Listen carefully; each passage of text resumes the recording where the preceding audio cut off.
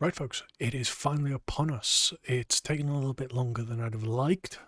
Gearing was a little bit slower, but finally the Retribution Paladin guide is here. So without any further delay, let's get into it. Starting with the Covenants then, or more accurately Covenant, Retribution Paladin plays very, very well and is by far best with Kyrian.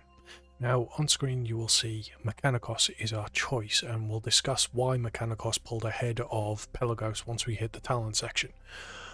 But paired with Divine Toll, Divine Resonance and Mechanikos, this is by far and away your best Soulbind and Covenant choice. Necrolord could theoretically come quite close with Plague Device and Merilith for single target, but the strength of Kyrian, especially with Divine Toll and Divine Resonance, is that the moment you start adding adds throughout the course of the fight, Divine Toll will get better and Kyrian gets better, especially if you can use Mechanikos's bottom trait, where the more targets you hit, you reduce the cooldown of the Divine Toll. So hitting 5 targets gives you 40-second Divine Toll window rather than a 1 minute, which is drastically better than using 2 Vanquisher's Hammers on 30-second recharge timers. So let's discuss the conduits then. So on screen you'll see a selection of them. I've tried to group them as best as I can with the screen space. So let's get into them. You've got Ring and Clarity and Virtuous Command, which are going to always be locked in. They are your bread and butter potency conduits, and then depending on whether you're doing single target or AoE content, you're either going to be using Templar's Vindication, which augments Templar's Verdict, so single target, or you'll be using Truth's Wake, which enhances your Wake of Ashes and therefore your AoE, especially once you get the 4 set. Truth's Wake starts seeing some real uptime usage. Your finesse conduit of choice, generally speaking, is going to be Light's Barding. This is because it helps with your mobility and helps increase your uptime should you need to move. Fights like the Sorge are a really good example of this, where you need to very, very quickly reposition, move places, and if you're needing to position for the rings on, say, Mythic for the Sorge, having Steed up for longer will help you get through 1 or 2 if you're in a really bad spot and need to position so you're not caught out. You can use Echoing Blessings, but that's very, very niche, so I haven't got it on screen at the moment, but if you want to ask me about it, feel free to comment below. Endurance conduits though, Condensed Animosphere is generally your go-to and will always be locked in, because whenever you take any damage you'll heal for a percentage of your maximum health. It can occur once every 10 seconds.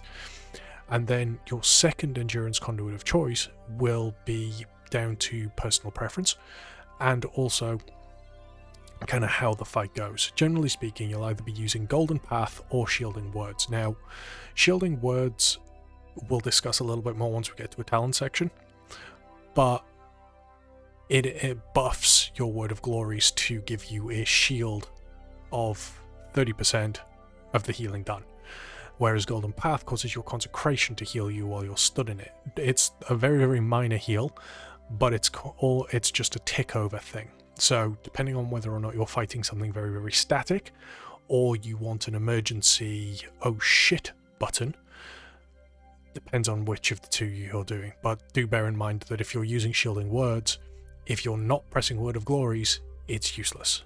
Whereas you could have Golden Path, and at least for the periods while you're stood in your Consecration, when you're pressing it, then you're going to get a little bit of healing anyway. So the second endurance conduit is entirely down to you guys. So now we've discussed the Soulbind and conduits, let's go into the next section. On to the talents then. So the talents are really straightforward now, pretty much one size fits all, without tier or with tier, and the reason for this is because we're playing around our Art of War procs. So Seal, which every time we cast Judgment, including Divine Resonance and Divine Toll, will empower us, increasing our attack speed.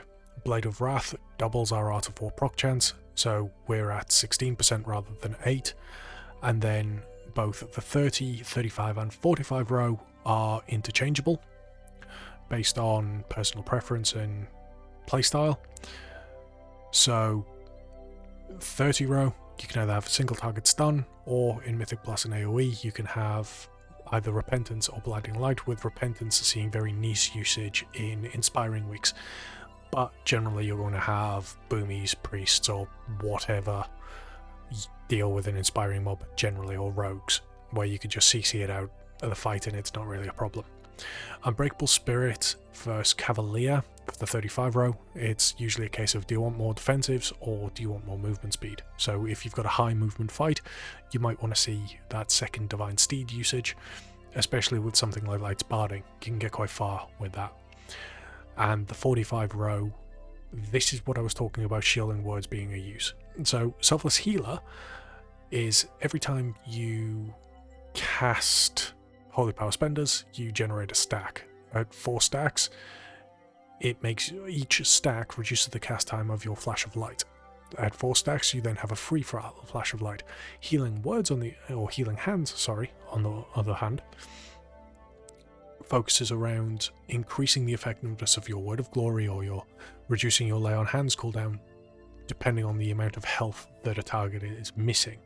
So, Healing Hands allows Word of Glory to become almost like a small Lay on Hands when you're at low health. So if you're at like 20% health with 3 Holy Power, rather than casting Lay on Hands, if you're out of range of healers and you Word of Glory instead, you can get a 30k, 40k Word of Glory quite easily.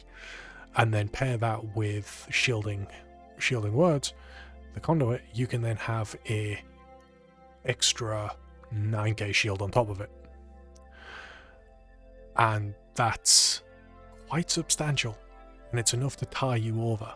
And it then allows you to have, paired with Unbreakable Spirit, you could have a 3-minute Lay on Hands cooldown if you use it to save a healer or the tank or somebody else in the group that needs it. Or even yourself, if like shit really hits the fan and you've got no one healing you, you know, you're in Halondrus' tanked, for instance, and shit gets messy, then, you know, Lay on Hands goes from being a 10-minute cooldown to a 3-minute cooldown, which is quite substantial. The 40 and 50 rolls, however, they do change based on whether or not you have set. Now, if you don't have set, you're going to be looking at using Seraphim and Final Reckoning. The Final Reckoning still does a considerable amount of damage, but it's not as impactful as it once was with Execution Sentence, because you're not doubling down with this 1-minute build, you're just using it on cooldown. Seraphim, again, you're not stockpiling everything. Without tier though, you're going to still try and stockpile Seraphim into Final Reckoning and Divine Toll. But as you transition into your 2 set, every time you get an Art of War proc, you get Seraphim for free. And the uptime of this is quite drastic. So you will have 20-25% of a fight with Seraphim up for free. Now, what this means is that pushes you to Divine Purpose, which allows you to just get more Holy Power Spenders out. And the more Holy Power Spenders you get out, the more damage you're doing, because remember, a lot of our damage comes from either Templar's Verdict or Divine Storm, depending on the content we're in. Like 30-40% of our total damage comes from Spenders, and that drastically improves, especially once you start looking at the Legendaries that we get. And the same goes for going from Final Reckoning to Sanctified Wrath, because once you get your tier set and you are using Divine Purpose, you've got to remember that that just procs Sanctified Wrath damage when you use it. So you could get a chain of 4 or 5 Holy Power Spenders out quite quickly, and each time you're just detonating for holy damage through Sanctified Wrath, rather than trying to hold everything. What this does mean though is it changes our playstyle from a hold everything for a minute to just use everything on cooldown. That means that Wake of Ashes, which is something I discussed in PTR videos and prior leading up to 9.2, using Wake of Ashes before Wings comes off cooldown, you don't really care when you use it within Wings, as long as you use it within Wings. So if you've got 20 seconds left on Wake of Ashes and you're using Sanctified Wrath, which increases the duration of Wings, you don't care. There's every possibility that you're going to have Art of War reset on Wake anyway, but if you don't, you're still getting to use it within your wings window, which is huge, and it's a lot smoother of a playstyle. So, having discussed the talents, let's move on to the next section. On to the gear section then. Now, luckily or unluckily, depending on which way you look at it, Retribution Paladin only really cares about item level. So we prioritize strength, and then we start going into the stats, which I'll discuss later.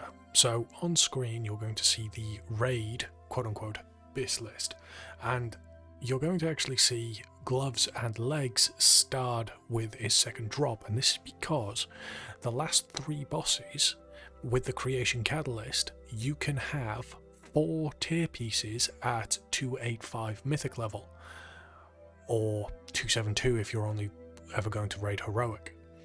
And this is huge because the gloves that you could use in the creation catalyst drop from Rygalon, and the legs drop from the jailer. Now, this does mean that the majority of the gear, as you can see on screen, drop from the last 3-4 bosses: Anduin, Lords of Dread, the jailer, Rygalon, with a couple of exceptions being things like rings or the braces.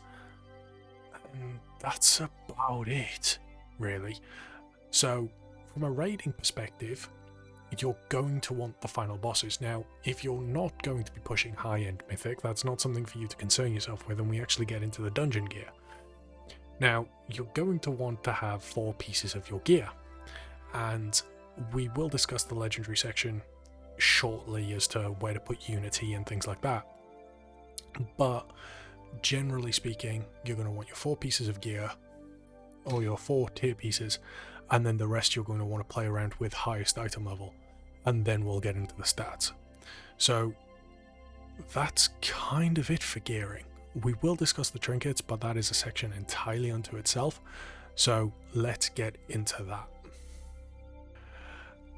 And so, looking at the screen, you're going to see a tier list of trinkets. Now, I don't usually do this, I usually just throw them all up and shotgun them, but unfortunately Retribution Paladins have so many different trinkets they can use. I think ranking them in this tier system is probably the best way for me to show you. I will discuss each one individually and their merits, and kind of which combinations you might going to want, so feel free to pause, have a look, see the drop locations and things like that. The one that I do want to highlight first and discuss though is Old Warrior's Soul, which is from the last tier, Sanctum of Domination, so it is a 9.1 trinket. Unfortunately, due to its strength, a heroic version, so a 246 trinket, will actually be your best and will beat 278 comfortably. It's quite a scary trinket, but the way it works is while you're in combat you have a stacking haste buff, stacking up to 5 times, and once it stacks up to 5 times you have a considerable amount of haste, so much so it is scary, and as a result it is your best passive trinket in a raid setting. In a Mythic Plus setting though, it does drastically drop off because, as I say, it is combat related, so you have to be in combat as much as physically possible. If you drop combat, you then have 20 or so seconds to then get back into combat before the buff expires. If it expires, you then have to ramp it back up again, and it does take a good 30 seconds or so to get up to 5 stacks. So you will have ramping haste at the start of a boss encounter, and then once you have that haste, you're sorted. Now, the first sigil and IQD both have the same bonuses and detriments in that they are both longer than 2-minute cooldowns. So IQD is a 3-minute cooldown, and the first sigil is a 5-minute cooldown trinket. However, they both provide substantial amounts of secondary stat to the point where you have an incredible amount of burst window. Now, the first sigil grants a huge amount of versatility, which is just flat damage increase, and at heroic level it provides 1200-ish versatility, and the mythic version provides over 1300 versatility.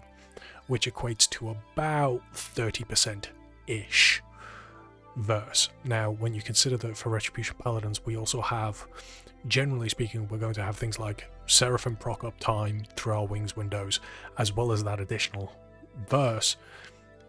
It provides a huge amount of amp to our first burst window of a boss fight.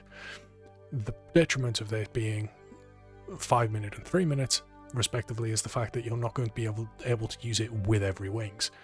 Unlike something like Overwhelming Power Crystal, that is a 90-second cooldown, provides a considerable amount of crit, but lines up perfectly with wings. So for something like Overwhelming Power Crystal, you actually just hold it until you use wings. Now, crit is slightly devalued because wings gives us crit, but still, Overwhelming Power Crystal massively provides, because at the end of the day, it can get to a point where you're hitting 70-80% crit during wings, and then everything is just hurting. And I kind of pity people that go against that much crit with a wings window. Quite fun to play with, especially in Mythic Plus, watching just crit Divine Tolls or Divine Storms go everywhere. Now, Scars of Fractal Strife is an interesting one. It's a Kiss Curse type of trinket, in that every 30 seconds you can use it to apply a buff to you, and it will be a stat. The first 3 sigils that it provides as a stat, and the 4th is then an explosion of damage at the end of it. However, each buff comes at a cost of reduced movement speed, replicating damage, so when you take damage it then repeats 3 seconds later, or reduced healing. And as a result, it's something that you need to consider playing with or warning your healers if you do play it. It's a reasonable trinket, and because it's on a 30-second window, if you have it bound appropriately and remember to use it, you can sync it up every 2 minutes for the large AoE burst window while you are using wings. What it does mean though, is if you're going to go into a fight, you are going to have to have it so that you have 3 buffs already up, or even you have the 4th one going into the fight, so then it procs the damage as wings is ending. So it's going to take a little bit of getting used to and a little bit to play around, but all in all is a good trinket. Now, thankfully, we're now talking about the passive trinkets, the ones to replace Old Warrior's Soul if you don't have one. You have Soleil's Secret Technique, Elegy of the Eternals, and Vial of Putrefaction. Now, starting with Vial of Putrefaction then, this is your passive damage trinket. You have a chance to apply a dot to the target, stacking up to 3 times. The dot itself does a lot of damage, but you can't refresh it at 3 stacks. So it can drop off, will drop off, and then you just reapply it, but has a high uptime, so you don't need to worry about that. And as I say, it does a lot of damage for what it is.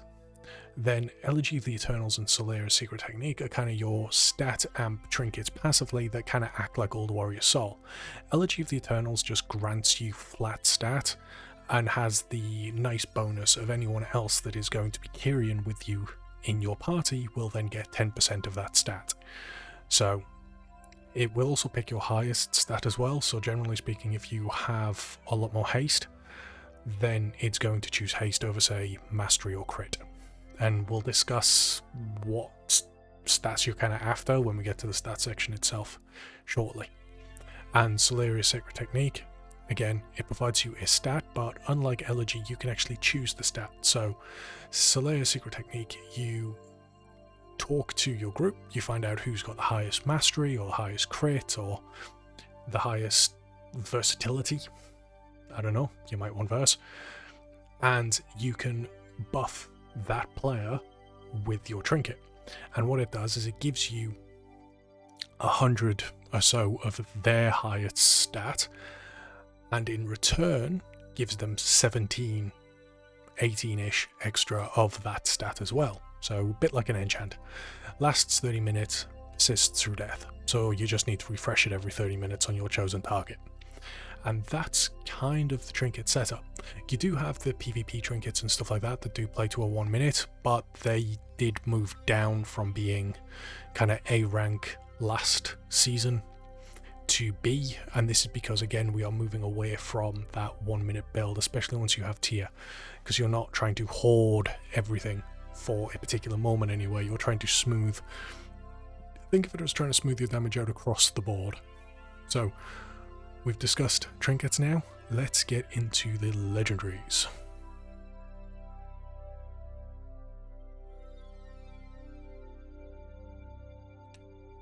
Retribution Paladins legendaries pretty much decide whether or not you're doing single target or AoE, and there's a little bit of a middle ground, so we will talk about the honourable mentions, but for single target you're going to be using Final Verdict, which replaces your Templar's Verdict with Final Verdict. It's an empowered form. Devastating strike that deals holy damage, has a 15% chance to activate Hammer of Wrath and reset its cooldown. This allows you to use your Hammer of Wrath throughout the course of a fight, and as a result generate more holy power. The problem is, because it's augmenting Templar's Verdict, you are pure single target. Alternatively, Tempest of the Lightbringer, which a lot of you guys I'm sure you already know, Divine Storm projects an additional wave of light, striking all enemies up to 20 yards in front of you for 20% of Divine Storm's damage. This, think of it as a holy equivalent of something like Frostworm's Fury if you're a Death Knight. It is just 20 yards straight in front of you, can clip through walls, and just pummels in front of you. So you do have to aim Tempest of the Lightbringer. And they're kind of your two choices that complement Divine Resonance. But, as I said, there are a couple of honourable mentions, and those honourable mentions are of Dusk and Dawn, Vanguard's Momentum, and Relentless Inquisitor. Now, of Dusk and Dawn becomes an honourable mention when you get your Force set. The reason for this is because the amount of Wake of Ashes you get over the course of a fight, especially in Mythic Plus settings, you can maintain the 6% damage increase by hitting 5 holy power a lot more effectively. So getting 70-ish% uptime of Blessing of Dawn is entirely feasible over the course of fights or over the course of a Mythic Plus dungeon. And Vanguard's Momentum, Hammer of Wrath has 1 extra charge, increases holy damage done by 4% for 10 seconds, stacking up to 3 times. That, especially during the wings windows, when you bear in mind that you can use Hammer of Wrath regardless of a target's health, or during wings, allows you to get a 12% increased holy damage window and maintain it throughout wings, kind of ramping. The strength of Vanguard's Momentum comes in when you can actually snipe low health targets, so going through Mythic Plus keys, and you're constantly going to have things that are at low health. And if things are dying at different speeds, within 6-7 seconds of each other, so you can get the cooldown back, you can maintain this throughout the course of a dungeon. With Relentless Inquisitor being a haste buff legendary, so if you're running low on haste, spending holy power grants you 1% haste per finisher for 12 seconds, stacking up to 5 times. Now this can act like Old Warrior's Soul in a raiding setting, but unlike Old Warrior Soul that you have to drop combat for, this drops after 12 seconds regardless. So you have to maintain a very, very high uptime. So if you have low haste and you want to run Relentless Inquisitor, perhaps look to also run Cavalier and having that second Divine Steed charge to really reduce the amount of time you're waddling towards something as a red. These honourable mentions, and these 3 in particular, are kind of your middle ground between either pure single target or AoE, in that they buff your damage across all levels, single target, cleave, large AoE, but they come at a cost in not being specialised, kind of jack of all trades, master of none. With Final Verdict pulling well ahead, 4-5% ahead in single target, and Divine Tempest doing the same in large AoE situations. So, discuss the legendaries, let's move on to the stats. One post-editorial thing before we do move on to the stats that I forgot to mention during the legendary section is rune carving locations and where we put those legendaries. I did previously mention that I'd also discussed where Unity goes. So, Unity, which is our Divine Resonance legendary in this 2-set situation, will usually, as a pure base situation, go on your helm. This assumes that you have your other 4 tier pieces, which means the Final Verdict will be crafted on your back, and Tempest of the Lightbringer will be crafted on your waist.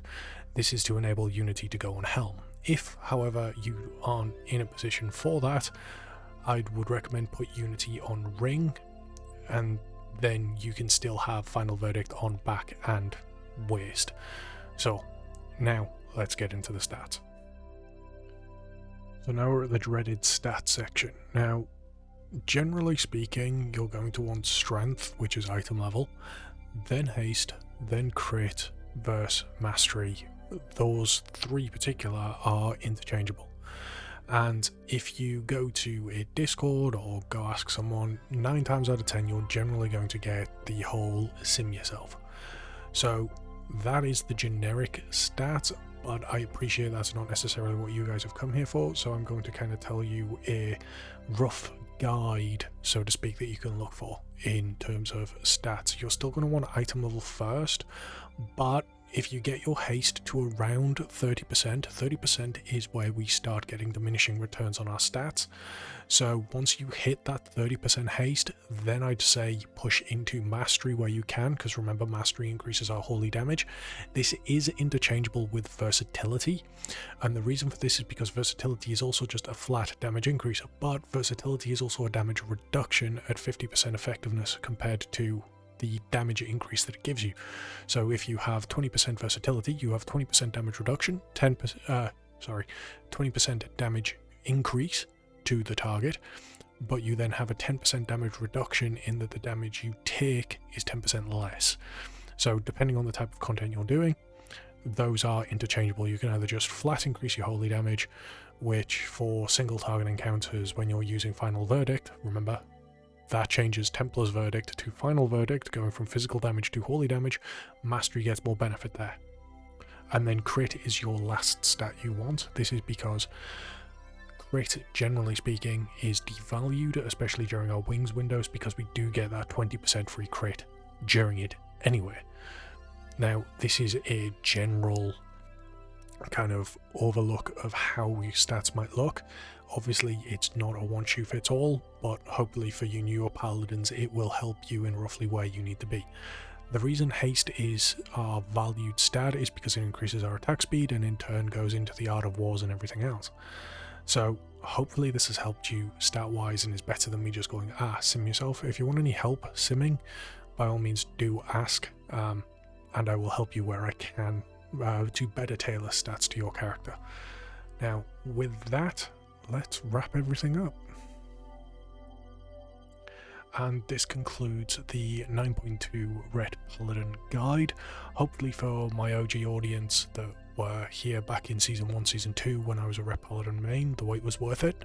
And for any new Ret Paladins that have seen my content for the first time, hopefully this helps a little bit more than other guides. If you have any feedback, please comment below. Same with if you have any questions. And if you did like the video, please do subscribe. We're very nearly at the 500 subscribers mark, and it would mean the world to me if you were to help me. In the meantime though, I hope you have a great evening, and I will catch you in the next one.